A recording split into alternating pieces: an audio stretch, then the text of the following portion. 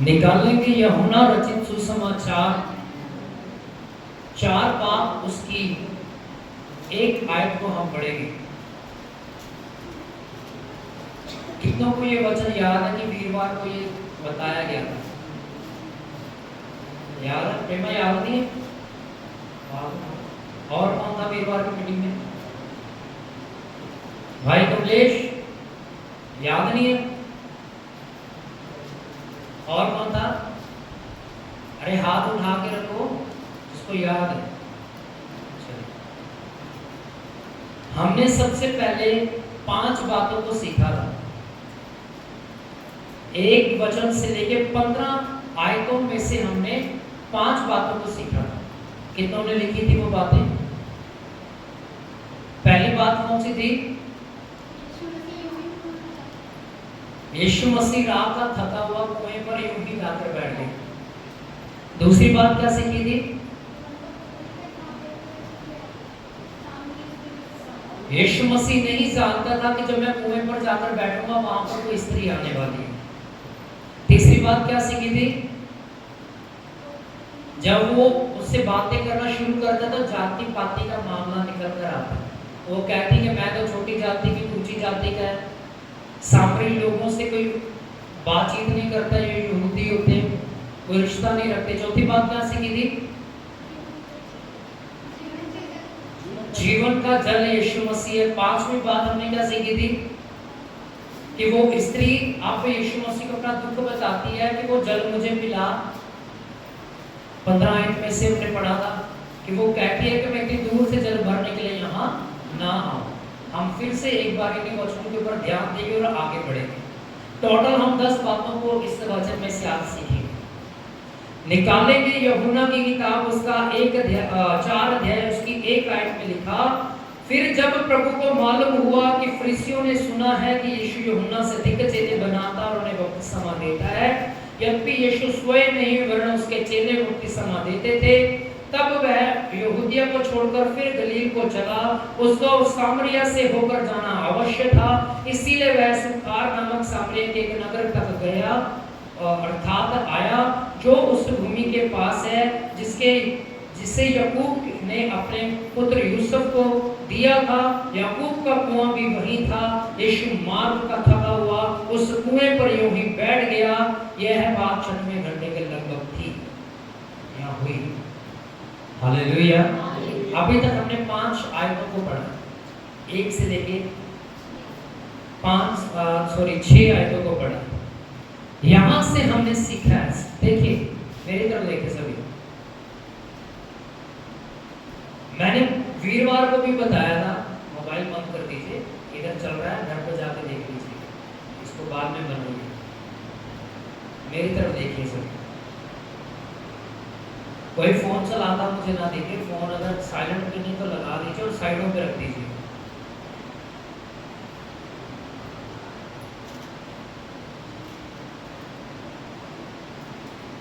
यीशु मसीह किस नगर में था? यहूदिया में। कौन से नगर में? उसने कहां जाना था? कहां जाना था? सामरिया। सब मेरी तरफ देखे, कोई नीचे नहीं देखेगा, इधर देखिए सभी। यीशु मसीह किस नगर में था? सब बोले कहां था? यहूदिया में। और उसको किस नगर में जाना था? सामरिया में। यहूदिया से लेकर सामरिया का जो रास्ता था कितने घंटों का था? वीरवार को बताया था कितने घंटों का था? 7 से लेकर 8 घंटे के बीच। अगर गाड़ी से जाएं तो, पैदल जाएंगे तो ज्यादा समय लग सकता है। और लिखा यीशु मसीह राह का थका हुआ। मैंने पहले बोला है साइलेंट पे लगा लीजिए वो। यीशु मसीह राह का थका हुआ यहूदिया से निकला, मैक्सिमम 8 घंटे का सफर पैदल तय किया।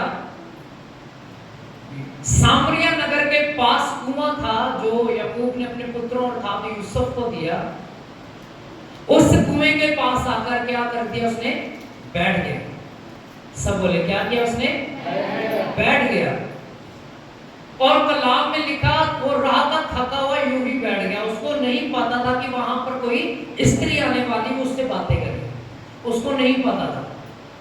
पर कलाम में लिखा एक स्त्री वहां पर जल भरने के लिए आती है सामरिया नगर से। कौन से नगर से? यीशु मसीह किस नगर में बैठा है कुएं के ऊपर? सामरिया में। और कलाम में लिखा वो रहा था थका हुआ, यूं ही कुएं पर आकर बैठ गया। एक स्त्री वहां पर पानी भरने के लिए आती है और वहां पर क्या होता है, यीशु मसीह उससे बातें करने लगता है। क्या करने लगता है? सब बोले क्या करने लगता है? उसने क्या बोला उस स्त्री को? कोई बता सकता है क्या बोला उस स्त्री को? ऐ नारी मुझे जल पिला। क्या बोला उसको? ऐ नारी मुझे, सब बोले मुझे जल पिला।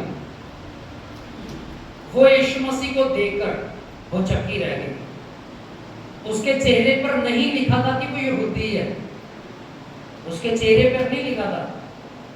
आपके चेहरों पर नहीं लिखा कि आप यूपी के रहने वाले हो सकता है कि आप बिहार से भी हो सकते हो सकता है आप उड़ीसा से भी हो सकते है कि नहीं है? पर वो कैसे पहचान दी कि ये बंदा यहूदी है? उसके वस्त्रों से। क्योंकि जो यहूदी थे उनके वस्त्र जो होते थे उनके छोरों के ऊपर, जैसे ये कुर्ता मैंने पहना, इसकी छोर के ऊपर एक लटकन लटकी होती थी। जैसे आजकल आप देखते हो लड़कियों के जो दुपट्टे होते हैं उनके ऊपर लड्डू से लगे होते हैं या कुछ झालर कुछ लगी होती है, वैसा ही यहूदियों के जो वस्त्र होते थे उनकी छोरों के ऊपर, कपड़ों की छोर के ऊपर, चाहे वो यहाँ पे हो, चाहे वो कुर्ता हो, चाहे कुछ भी हो, उनके कपड़ों की छोर के ऊपर एक लटकन होती थी। उससे लोग पहचानते थे कि ये यहूदी है।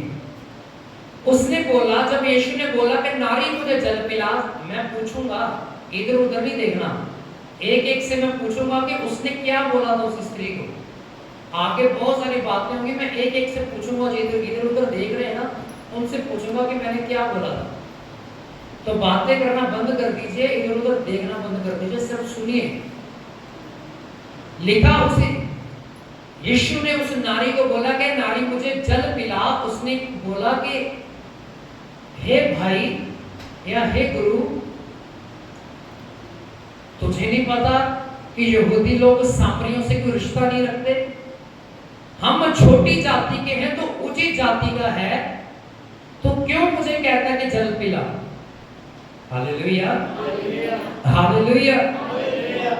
तब यीशु ने उत्तर दिया 10 आयत में, यदि तू परमेश्वर की वरदान को जानती, यह भी जानती कि वह कौन है जो तुझसे कहता है मुझे पानी पिला, तो तू उससे मांगती, वह तुझे जीवन का जल देता। कौन सा जल देता? जीवन का। सब बोले कौन सा जल देता? जीवन का। ये बात किसने बोली? यीशु मसीह ने उस स्त्री को बोला कि अगर तू परमेश्वर के वरदान को जानती तो तू ये भी जानती कि मैं कौन हूं और वो तुझे जीवन का जल देता, यानी मैं तुझे जीवन का जल देता। कौन सा जल देता? जीवन का। सब बोले कौन सा जल देता? जीवन का। जीवन का जल देता। स्त्री ने उससे कहा, हे प्रभु, तेरे पास जल भरने के लिए कुछ भी नहीं है, तो वो जीवन का जल तेरे पास कहां से आ गया? कहती, देख कुआं गहरा है,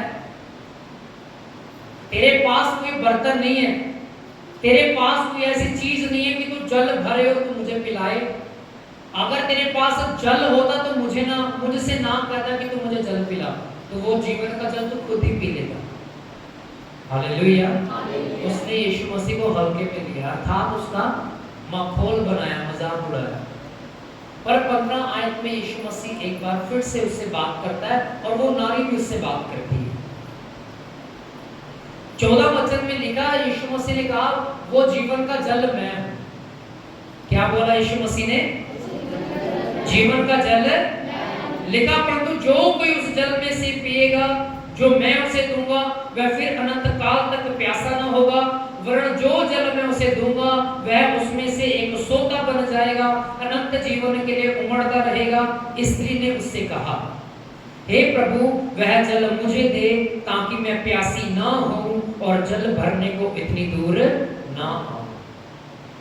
ये अब इस जगह पर 15 आयत में वो अपना दुख यीशु के सामने प्रकट करती है कि मैं इतनी दूर से 1.25 घंटे का सफर तय करके इस कुएं के पास आती हूँ, पानी भरकर कुएं से पानी भरती हूँ, मटका उठाकर सिर पे रखकर फिर लेके जाती हूँ, मेरा आना जाना बंद हो जाएगा, डेली का अप डाउन खत्म हो जाएगा, तो वो जीवन का जल मुझे दे दे।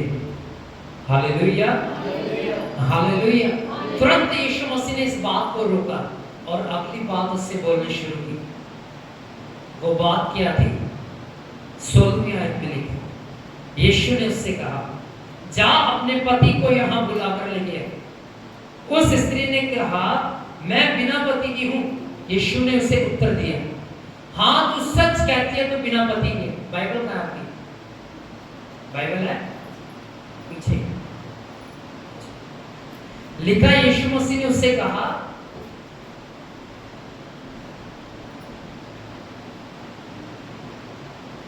जा तू अपने पति को बुला कर ले। क्या बोला उसने? सब बोले, क्या बोला उसने? जा अपने। वो कहती मेरा कोई पति नहीं है। क्या कहती है? सब बोलो, क्या कहती है? मेरा कोई पति नहीं है। यीशु मसीह ने बोला, हाँ तू सच कहती है, तेरा कोई पति नहीं, तू 5 पति कर चुकी है। कितने? 5। सब बोले, कितने? 5। कहता तू 5 पति कर चुकी है।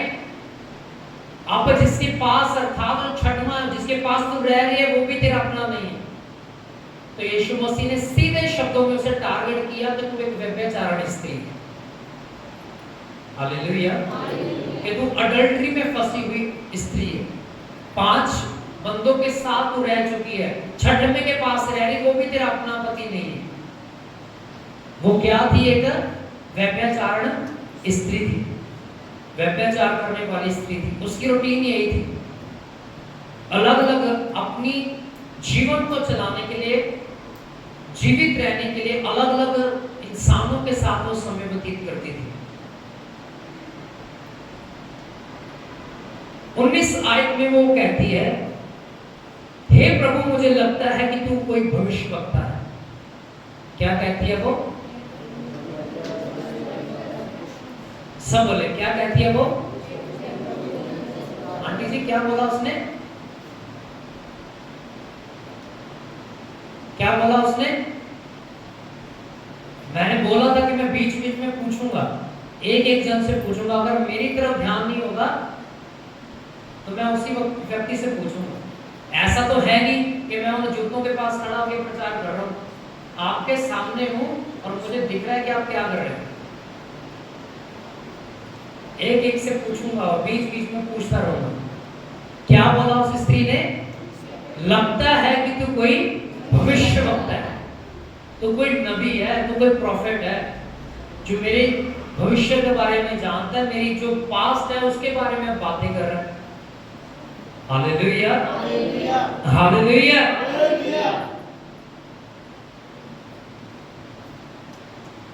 कलाम में लिखा कि वो उस जगह पर अपना घड़ा छोड़कर भाग जाती है। अब शर्मिंदी हो जाती है। क्या हो जाती है? सब बोले, क्या हो जाती है? शर्मिंदी हो जाती है। यानी उसको बड़ी शर्मिंदगी महसूस होती है कि इसने सारी बातें जान ली, तो ये भी बता देगा कि ये मैंने क्या क्या किया। उसी समय वो अपना घड़ा छोड़कर नगर की तरफ भागना शुरू किया। जब नगर में गई, सुनी, लिखा है 27 वचन में, इतने में उसके चेले आ गए, अचंबा करके कहने लगे, वो स्त्री से बातें कर रहा है, तो भी किसी ने ना पूछा कि वो क्या चाहता है, कि किस लिए बातें करता है। 28 आयत में लिखा है, तब स्त्री अपना घड़ा छोड़कर नगर को चली गई और लोगों से कहने लगी, आओ एक मनुष्य को देखो जिसने सब कुछ जो मैंने किया मुझे बता दिया, कहीं यही तो मसीह नहीं। हालेलुया। अगर आप 25 और 26 आयत को पढ़ोगे तो वहां पर लिखा, यीशु मसीह ने बोला, मैं वही मसीह हूं जो आने वाला है।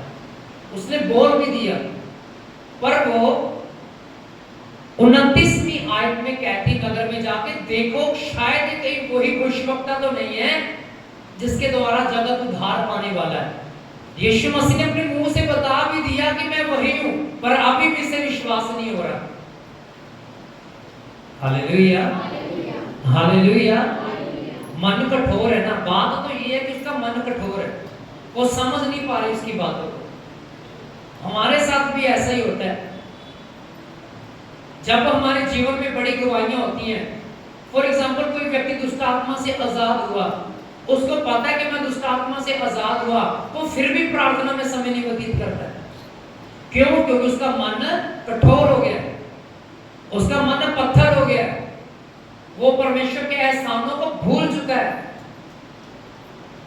वो परमेश्वर की, वो उसकी नजर में परमेश्वर की कोई वैल्यू नहीं है, कोई महत्वता नहीं है, कोई महत्व नहीं है यीशु मसीह का उसकी नजरों में। इसीलिए वो प्रार्थना में समय नहीं व्यतीत करता। आपको और मुझे पता है कि आपके लिए और मेरे लिए यीशु ने जान दी है, तो मेरा फर्ज बनता है कि मैं निरंतर प्रार्थना करूं उसके सामने कि प्रभु तूने मेरे लिए अपने शरीर को दे दिया, अपने जीवन को दे दिया, पर हम फिर भी नहीं करते। इसका मतलब है कि हमारे मन क्या हो चुके हैं? कठोर हो चुके, पत्थर बन गए हैं। इसीलिए तो हम जाते नहीं उसके सामने प्रार्थना करने के लिए। Hallelujah, hallelujah.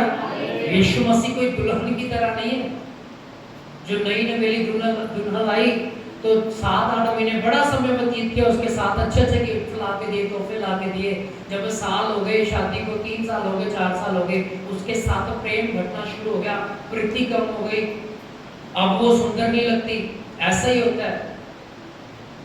यीशु मसीह उस दुल्हन की तरह नहीं है, बल्कि हम उसकी दुल्हन है। उसने ऐसा प्रेम किया कि अपनी दुल्हन को मरने ना दिया, बल्कि खुद मर गया और अपनी दुल्हन को क्या कर दिया? आजाद कर दिया। Hallelujah, hallelujah. आप और मैं उसकी दुल्हन है। आमीन, आमीन। पौलुस कहता है वो दुल्हा आएगा, और जो दुल्हन तैयार नहीं, जो दुल्हन श्रृंगार नहीं की होगी, श्रृंगार का मतलब ये नहीं बंदे भी लिपस्टिक लगा के साड़ी चोली पहन के बैठ जाएं। कहने का मतलब जिसकी आत्मा तैयार नहीं है, जिसका मन तैयार नहीं, जो प्रार्थना नहीं करता, उपवास नहीं करता है, जो उसके साथ जाने का सोचा ही नहीं जिसने कभी कि मैं स्वर्ग में जाऊंगा, उसके साथ रहूंगा, वो कभी स्वर्ग में नहीं जा सकता। बाइबल ऐसा कहती है। Hallelujah, hallelujah. कलाम में लिखा है यीशु मसीह ने 26 आयत में इससे बातें करी, कहा मैं वही हूं जो आने वाला था। ये फिर जाके 28वें आयत में कहती है आओ नगर वालों देखो, कहीं वही तो नहीं है जो आने वाला था। पर इस स्त्री के गवाही देने से वो नगर प्रभावित हुआ। वो नगर, सब बोले क्या हुआ? प्रभावित हुआ। कलाम में लिखा 39वें आयत में लिखा, उस नगर के बहुत से सामरियों ने उस स्त्री के कहने से यीशु पर विश्वास किया, क्योंकि उसने यह गवाही दी थी, उसने सब कुछ जो मैंने किया मुझे बता दिया। इसलिए जब ये सामरी उसके पास आए तो उससे विनती करने लगे हमारे यहाँ रह। अतः वह वहां 2 दिन तक रहा। उसके वचन के कारण और भी बहुत से लोगों ने विश्वास किया। उस स्त्री से कहा, अब हम तेरे कहने से विश्वास नहीं करते, क्योंकि हमने आप ही सुन लिया और जानते हैं कि यही सचमुच में जगत का उद्धार करता है। Hallelujah, hallelujah.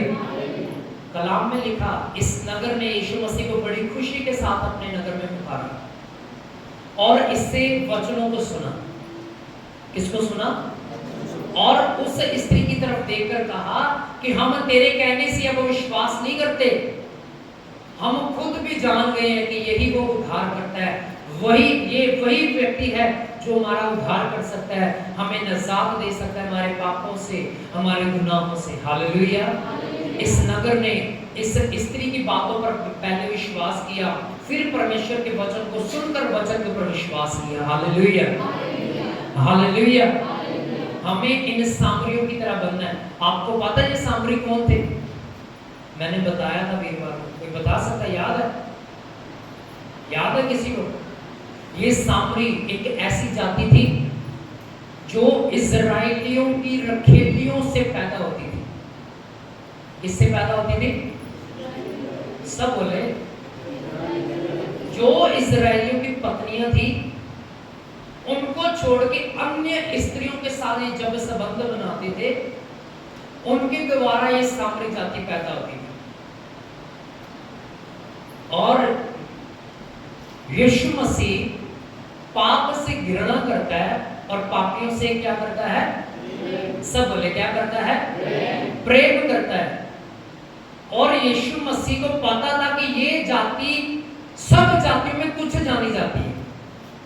क्या जानी जाती है? सब बोले क्या जानी जाती है? तुच्छ जानी जाती है, यानी कि छोटी जानी जाती है। इसीलिए यीशु मसीह इस नगर में चला गया और जब प्रचार किया तो इस नगर को इस खुदा से, इस यीशु से बड़ा प्रेम दिखाई दिया या प्रेम मिला। वचन की समझ आई और जैसे वचन की समझ आई उन्होंने इसे अपना उद्धारकर्ता ग्रहण किया। आमीन आमीन हालेलुया। कलाम में लिखा यीशु मसीह कितने दिन रहा इस नगर में? कोई बता सकता है कितने दिन? सब बोले कितने दिन? अपने पड़ोसी की तरफ देखिए, उसको पूछे कितने दिन रहा? सब बोले कितने दिन? 2 दिन। और 2 दिन में ये सामरिया का सारा सामरिया यीशु मसीह को उद्धारकर्ता मानना शुरू कर दिया। ऐसा क्या कर दिया यीशु मसीह ने? यीशु मसीह ने सबसे पहले इस स्त्री के, जो सामरी स्त्री थी, 16 से लेके 18 आय तक उसके पाप उसको दिखाया कि तू पापी है, तू व्यभिचारिणी है। फिर उम्मीद दी कि मैं तुझे स्वर्ग तक ले जा सकता हूँ, तू पाप में मर जाएगी, पर अगर तू मुझे अपना मुक्तिदाता, अपना उद्धारकर्ता ग्रहण कर लेगी, माफी मांग लेगी, तो तू स्वर्ग तक पहुंचा दी जाएगी। हालेलुया। इस स्त्री ने जाके उस नगर में प्रचार किया, देखो वो आ गया। हालेलुया। जो उद्धार करता है, नगर उस सामरिया से निकल के कुएं के पास आया, कुएं से इस व्यक्ति को अर्थात यीशु को अपने नगर में ले गया। जब नगर में ले गया, आश्चर्य कर्म यीशु मसीह ने उनके बीच में किए। जो लोग ये कहते हैं कि हमारी जिंदगी में कुछ ऐसा काम होना चाहिए जिसके द्वारा हम यीशु मसीह के ऊपर विश्वास कर सकें, सबसे पहले तो आपको खुद चल के यीशु मसीह के पास आना पड़ेगा। अब एक बात बताइए सभी, प्यासा कुएं के पास जाता है कि कुआं चल के प्यासे के पास आता है? सब बोलिए। बचपन में एक स्टोरी हमने पढ़ी थी, जो कौवा होता है उसको बड़ी प्यास लगती है, घड़ा आता है पानी का, पानी उसमें होता है, पानी कम होता है, चोंच उसकी पहुंचती नहीं अंदर, तो वो क्या करता है? कंकर उठा के लाता है, उसमें डालता है, पानी धीरे धीरे ऊपर आता है, वो पीता है और तृप्त होता है, निकल जाता है। अब ये बताइए, घड़ा कंकर के पास गया था कि कौवा कंकर के पास गया था? बोलिए। कौवा कंकर के पास गया था। अब कंकर अपने आप घड़े के अंदर चले गए कि कौवे ने उठाकर उसमें डाले थे? कौवे ने उठा के डाले थे ना उसमें। आपको भी ऐसे ही करना पड़ेगा। अगर आप अपने जीवन में कुछ देखना चाहते हो, जो प्रार्थना नहीं ना करते, प्रार्थना अपने आप उतर के आपके घुटनों में नहीं घुसेगी कि आजा मैं तुझसे प्रार्थना करवाती हूँ। आपको खुद अपने घुटने टेकने पड़ेंगे, प्रार्थना करनी पड़ेगी, तब आपका जीवन तब्दील होगा। आमीन। ये नगर खुद चल के यीशु मसीह के पास आया, और एक जन नहीं आया, 10 जन नहीं आए, सारा नगर, कलाम में लिखा सारा नगर आया यीशु मसीह के पास। किसके कहने पर? उस सामरी स्त्री के कहने पर कि आओ चलकर देखो कि ये वही तो उद्धारकर्ता तो नहीं है जो आने वाला था। इसी आशा में वो सारा का सारा नगर आया। जैसे ही आया, यीशु मसीह को वो अपने साथ लेकर गया। हालेलुया। ऐसे करना होगा आपको भी। आपको पहले आना पड़ेगा यीशु मसीह के पास, फिर यीशु मसीह आपके साथ चलेगा, और तब आप अपने जीवन में एक बड़ी सामर्थ को पाओगे। आमीन। क्या बोला था यीशु मसीह ने अपने चेलों को आसमान पर जाते? जब तक तुम स्वर्ग से सामर्थ ना पाओ तब तक इस नगर को छोड़ना नहीं है। तो सामर्थ आई कि नहीं आई? कब आई? 40 दिनों के बाद। 500 लोग थे जिन्होंने यीशु मसीह को जाते देखा। रह कितने गए? 120। 380 कहाँ गए? उसको छोड़ के चले गए। छोड़ो, सामर्थ ही नहीं आ रही, सामर्थ ही नहीं आ रही। पाने के लिए कुछ होना पड़ता है। पैसा कमाते हो ना फैक्ट्री में जाके, अपना घर छोड़ना पड़ता है, तब पैसा आता। महीने के बाद सैलरी घर पे आती है।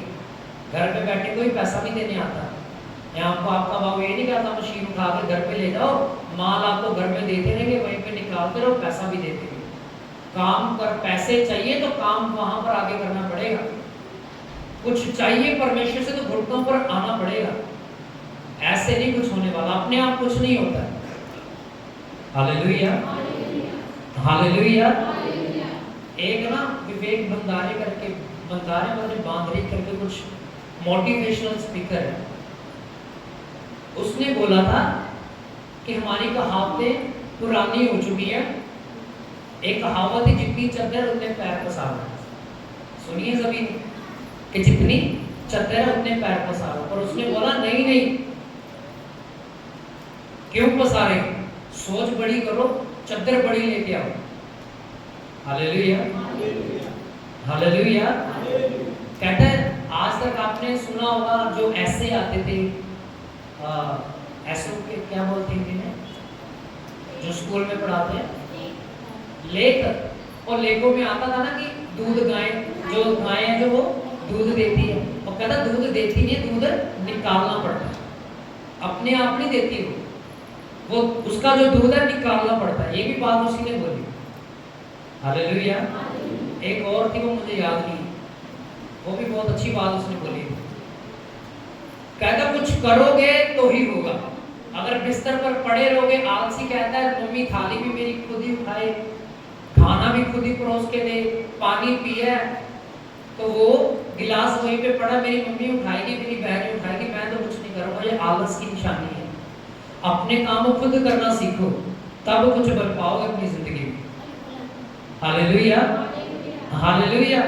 कलाम में लिखा है सामरी आए, यीशु मसीह के साथ गए।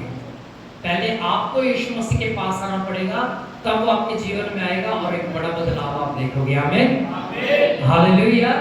सीधे शब्दों में कहूँ तो यीशु मसीह का जब एनकाउंटर आपके सामने होता है, आपके साथ होता है, तब आपको पहले पापी ठहराता है कि तू पापी है, तूने ये गलतियां की, तेरे अंदर ये गुनाह है।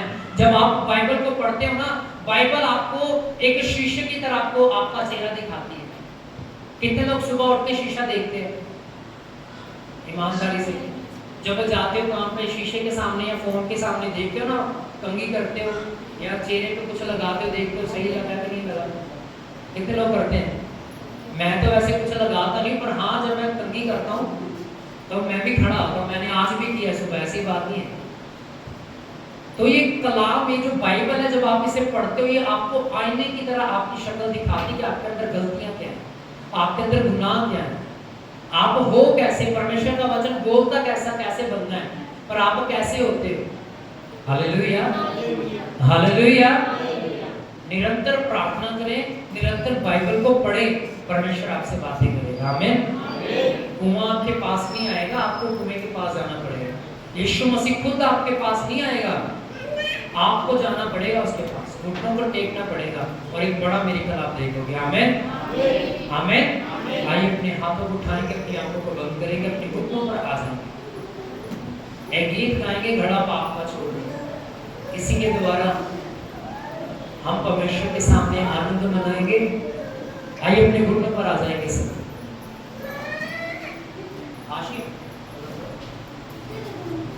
आइए प्रार्थना करते हैं। प्रभु जी धन्यवाद देते हैं, आज के कलाम के द्वारा हमने सीखा है